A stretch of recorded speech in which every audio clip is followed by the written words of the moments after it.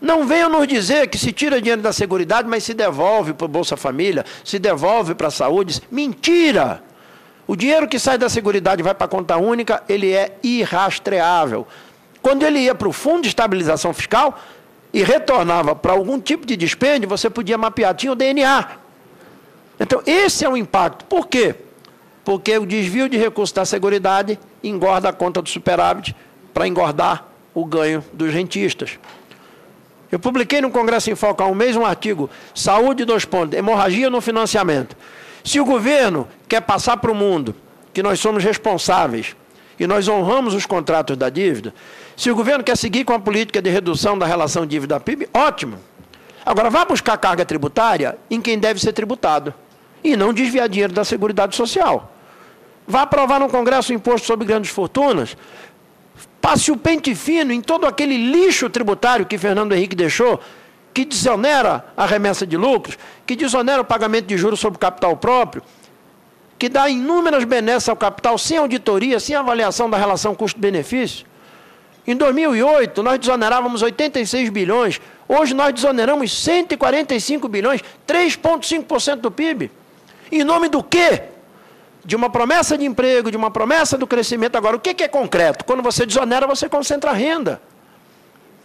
E você tira da Seguridade, tira da saúde, da Previdência e da assistência para pagar a renda dos papéis do Tesouro Nacional. E aí o Tesouro fica comprometido na sua capacidade de investimento, se diz para a sociedade que ele não tem como investir, e aí qual é a solução para o investimento? Entregar para a iniciativa privada. O caso da Infraero é vergonhoso. Nós aprovamos um orçamento de investimento para a Infraero, e quando você vai à execução orçamentária, a Infraero não executou 10% do orçamento de investimento. Aí vem nos dizer que tem que entregar os aeroportos para a iniciativa privada? E depois vou encontrar uma forma do BNDES financiar os consórcios que vão receber os aeroportos. Assim até eu faço. Dá para mim. Então, é essa lógica macroeconômica que ela precisa ser enfrentada. Ou então nós vamos ser partidos periféricos da ordem, da estabilidade da moeda, da atração de investimentos, e o Brasil vai virar uma plataforma de interesse dos ativos internacionais, como a produção do açúcar em Pernambuco era uma plataforma de interesse da Companhia das Índias Ocidentais. E quando o Maurício Nassau começou a dar uma de louco, gastar com arte, com cultura, gastava mais do que a colônia remetia para a Companhia das Índias Ocidentais, chamaram ele de volta para a Holanda. Porque ele estava contrariando os interesses da Companhia das Índias Ocidentais. Gastava mais do que arrecadava. Era um louco, manda ele de volta para a Holanda. Então, nós temos, pode passar, o impacto, é uma pena que não fique de forma transparente, eu não sei o que é, mas o impacto no nosso orçamento. O orçamento de 2011 destina para juros e encargos da dívida 169 bilhões. Pode passar. Olha a disparidade na distribuição da riqueza nacional. Embaixo são prestigiados grupos que expressam um contingente estimado de 20 a 25 mil famílias de investidores. Previdência privada complementar. Ali em cima, sabe quem são os destinatários daquele montante? Que nem sempre é executado à íntegra, na execução orçamentária, 155 milhões de brasileiros. Então, para 155 milhões que dependem da educação básica, da saúde, do Bolsa Família e da infraestrutura social e urbana do PAC, o Tesouro destina 125 bilhões. Para 25 mil famílias que vivem da renda dos papéis do Tesouro, 170 bilhões. Inclusive, tem uma categoria ali que não sabe nem onde é que fica o Brasil. Os não residentes. Para eles, o Brasil pode ficar no Equador, pode ficar acima do Trópico de Capricórnio, pode ficar debaixo de Ushuaia, pode ficar lá perto da Patagônia, não interessa. O que interessa é o seguinte, multiplica, então manda para lá. Que lá a gente tem remuneração. Tira da onde paga pouco e leva para o Brasil, que lá paga muito. Né? Na saúde, não dá para ver do lado de cá, mas a disparidade da saúde é que de 95 a 2006, nós aplicamos de 1,73 para 1,76 do PIB. Lembrando que o governo federal transfere 72% da sua receita federal para os estados e municípios em saúde. Para os juros, em 2006 nós tínhamos 6,9%. Isso aí é a constatação prática dessa disparidade. Nós pagamos 1.267 bilhões de juros em cargo da dívida pública e só fizemos investimentos na saúde de 315, 149 em educação e 98 bilhões em investimentos. Ou seja, como disse um amigo meu, Manuel Lopes, lá em Recife, explicando as brigas internas do PT para escolher o candidato do partido à prefeitura, e tentando responsabilizar A ou B por esse conflito, disse o seguinte: quem planta urtiga não colhe alface.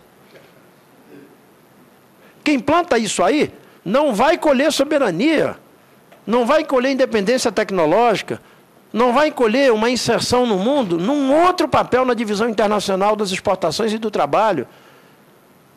Quem opta pela subserviência ao capital financeiro vai colher subserviência na esfera da economia mundial. Vai ser exportador de produto primário e importador de bem de capital. Vai ter que alienar os seus ativos porque o seu orçamento de investimento está comprometido pela preferência da liquidez dos empresários. É o que nós ouvimos aqui brilhantemente pela professora Maria de Lourdes Hollenberg Molla, depondo na CPI da dívida pública, professora doutora aqui da UNB. Então, como é que nós vamos fazer para romper com essa lógica? O que cabe ao PDT, o que caberia aos partidos de esquerda, às centrais sindicais?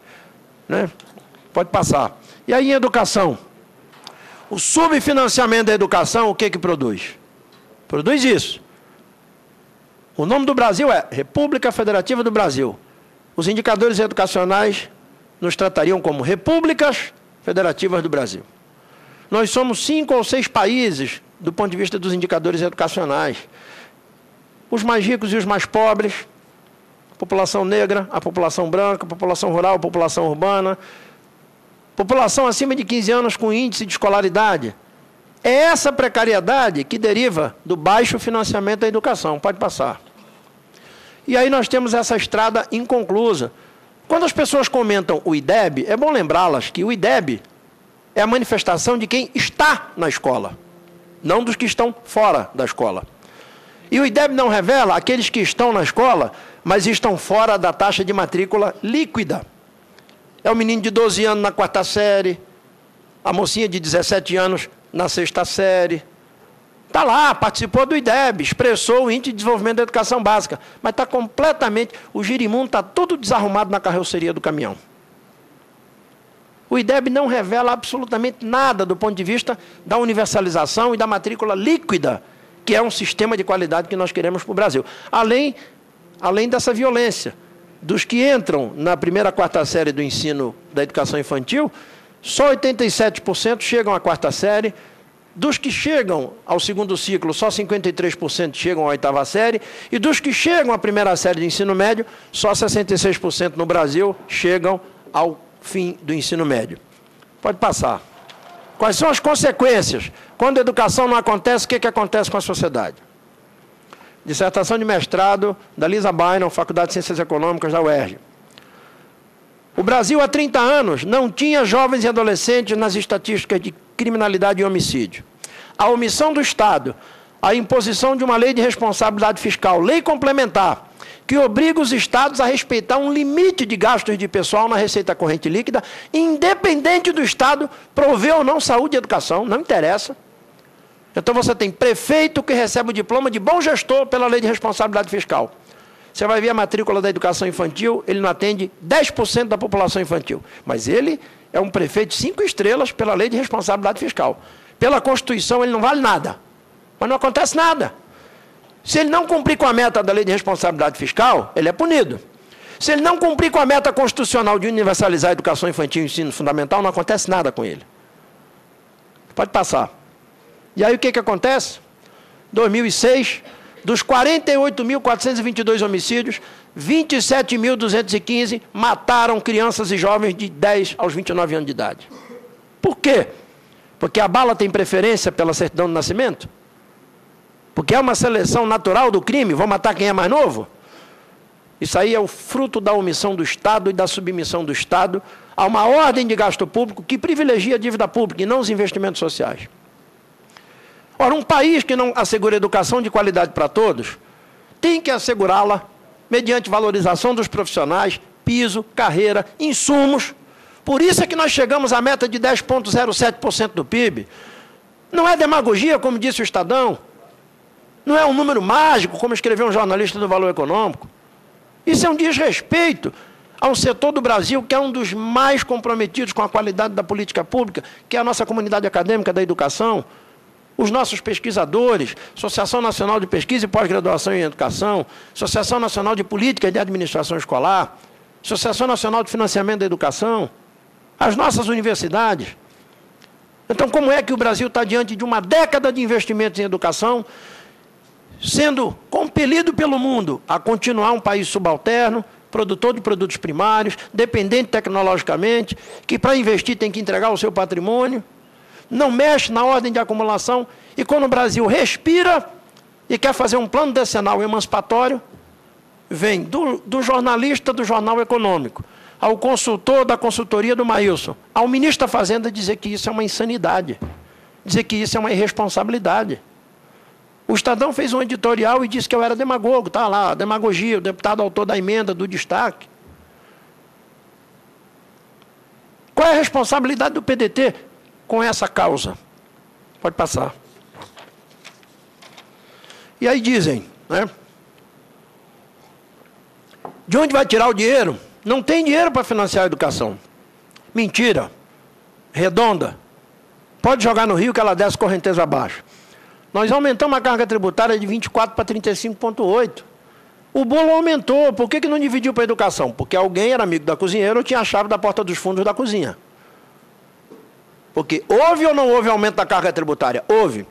Por meio de contribuições não compartilhadas com os entes da federação, concentradas no Tesouro Nacional. Para onde foi o aumento da carga tributária? Está lá. Publicado e apresentado a nós na comissão do PNE pelo Jorge Abraão do IPEA. Pode passar. Olha o que aconteceu.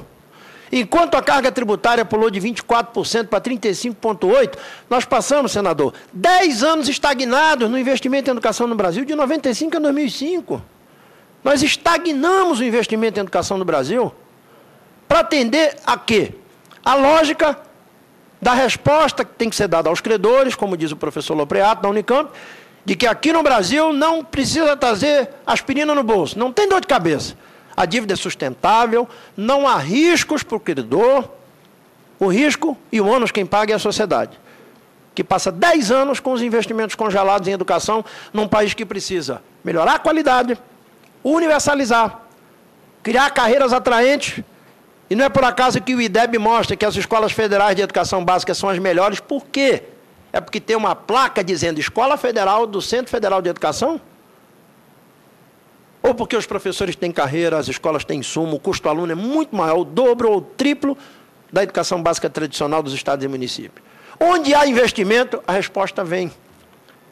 Por isso é que entre as alternativas que eu considero vitais, e no ano passado nós demos um primeiro passo, discutindo em 3 seminários, lá na bancada, na Câmara, inflação, juros e câmbio, os rumos da política monetária, desindustrialização e perda de mercados, inovação, tributação e competitividade. Mas não conseguimos sequer motivar a nossa bancada, porque nós também, parlamentares, somos arrastados pela tarrafa do varejo.